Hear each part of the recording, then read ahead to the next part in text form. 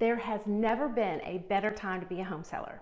That being said, there is a wrong way and a right way to go about getting the best price for your home and maximizing that return on investment. Today, I'm going to share the 5 things not to do when selling a home in a strong seller's market, as well as a few tips to ensure that you'll net more profit.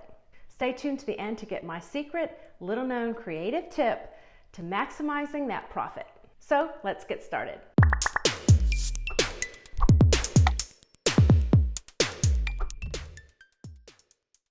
Hi everyone, and welcome back to the channel. I'm Christina Morris, the realtor in your corner, affiliated with RE/MAX United here in the Raleigh, Durham, Chapel Hill area. And I enjoy creating and posting these videos, helping buyers and sellers navigate this crazy real estate market. As promised, here are the 5 things you do not have to do to sell your home in a strong seller's market. Number 1, don't renovate the kitchen or bath. If you did not already do this for yourself, then don't do it for a buyer. Number 2, don't replace all your windows. If you have broken windows or windows that don't open or close, then by all means, you should address that. Number 3, don't replace the roof, but it needs to be in good repair, no leaks. Number 4, don't replace the HVAC system. This should also be in good repair and functioning as intended, but otherwise you don't need to replace it. Just make sure you have it serviced and address anything that is not properly functioning. Number 5, don't replace the hardwood flooring. You might want to consider just refinishing it. None of these renovations, replacements, or upgrades are going to net you a profit when selling your home in a strong seller's market. Our inventory is so low, there are way more buyers than we have houses. That being said, buyers are still being choosy, so you'll still want to make your house as attractive as possible. Now that you know what you don't have to do, stick around and we'll talk about the things that you should do. To illustrate my point, let's compare a couple of homes in the same neighborhood with price points between $500,000 and $600,000. I'll compare 2 recently sold properties with the same square footage, both roughly the same age, and have similar sized lots. Home A sold for $563,000, while Home B sold for $576,000. A $13,000 difference. Looking at the kitchen and baths of Home A, it does not look like this home has had any updates, but the home was freshly painted throughout.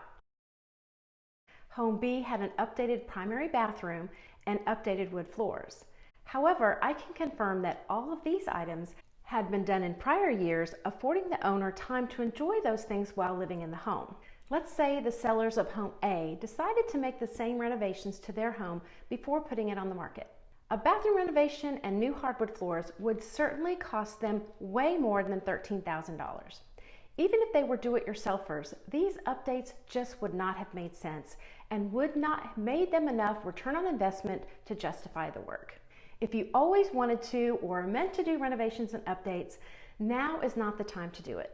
If you plan to stay in the house for a significant amount of time, then by all means, do the renovations so that you can enjoy them.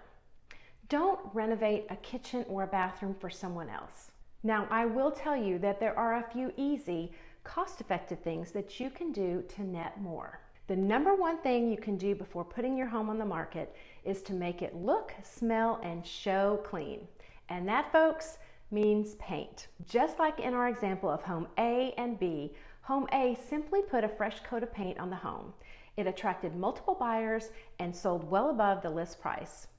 A good exterior and interior paint job is going to net you far more than anything else. Using a nice neutral color that will appeal to the masses so that buyers can envision themselves living in the home, buyers want to be able to move right in without having to spend a lot of time and money making the house livable.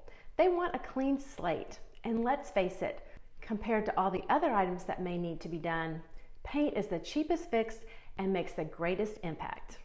My second big piece of advice, if you're going to make repairs, don't skimp out.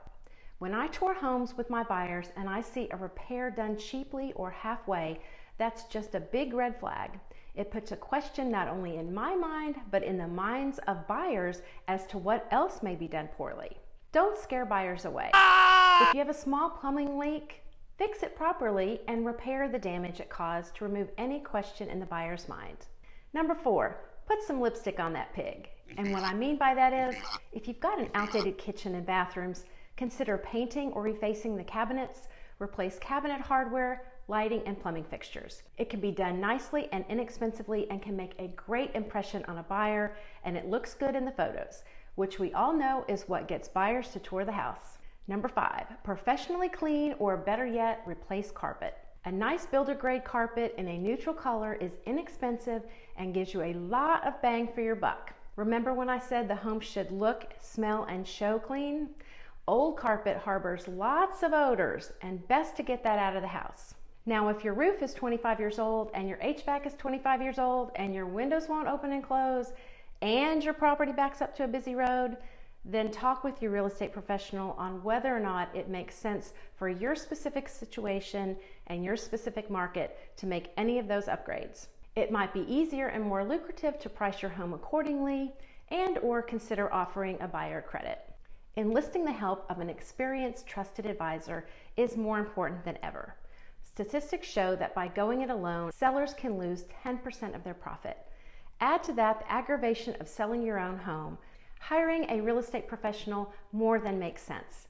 Consider whether you have time to take off work to stage, professionally measure, photograph, and show the home, not to mention vet potential buyers to make sure they're qualified. Then spend time on negotiations, which will most likely be up against a real estate professional who does this day in and day out, representing the buyer whom you as the seller will be paying.